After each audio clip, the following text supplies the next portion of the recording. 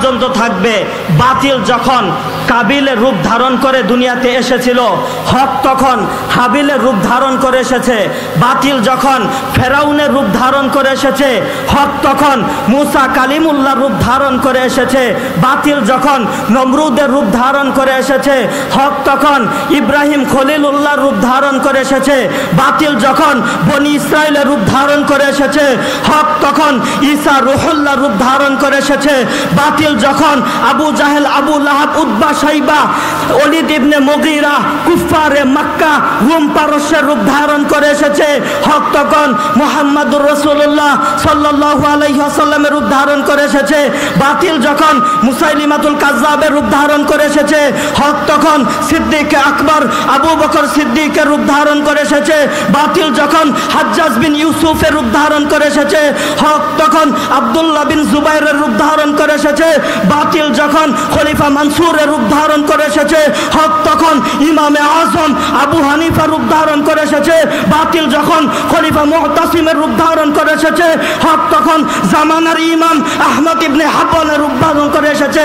বাতিল যখন তাতারিদের রূপ ধারণ করে এসেছে, হক তখন ওই সময়কার সবচাইতে বড় ব্যক্তি শাইখুল ইসলাম ইবনে তাইমিয়ার রূপ ধারণ করে এসেছে। বাতিল যখন শাহ আল জুদির রূপ ধারণ করে এসেছে, হক তখন ইমাম গাজালির রূপ ধারণ করে এসেছে। বাতিল যখন বাদশাহ আকবরের দ্বীনে ইলাহি রূপ ধারণ করে এসেছে, হক তখন মুজাদ্দিদে আল-ফেসানি আহমদ সরহান্দি রূপ ধারণ করে এসেছে। বাতিল যখন গোলাম আহমদ কাদিয়ানি রূপ ধারণ করে এসেছে, হক তখন শাহ আতাউল্লাহ বুখারী রূপ ধারণ করে এসেছে। বাতিল যখন শিয়াদের রূপ ধারণ করে এসেছে, হক তখন শাহ ওয়ালিউল্লাহ মুহাদ্দিসে দেহলভী রূপ ধারণ করে এসেছে। বাতিল যখন ইংরেজদের রূপ ধারণ করে এসেছে, হক তখন শাহ আব্দুল আজিজ মুহাদ্দিসে দেহলভী রূপ ধারণ করে এসেছে। বাতিল যখন তসলিমা নাসরিনের রূপ ধারণ করে এসেছে, হক তখন প্রিন্সিপাল হাবিবুর রহমানের রূপ ধারণ করে এসেছে। বাতিল যখন শাহবাগীদের রূপ ধারণ করে এসেছে, হক তখন আল্লামা আহমদ শফি রূপ ধারণ করে এসেছে।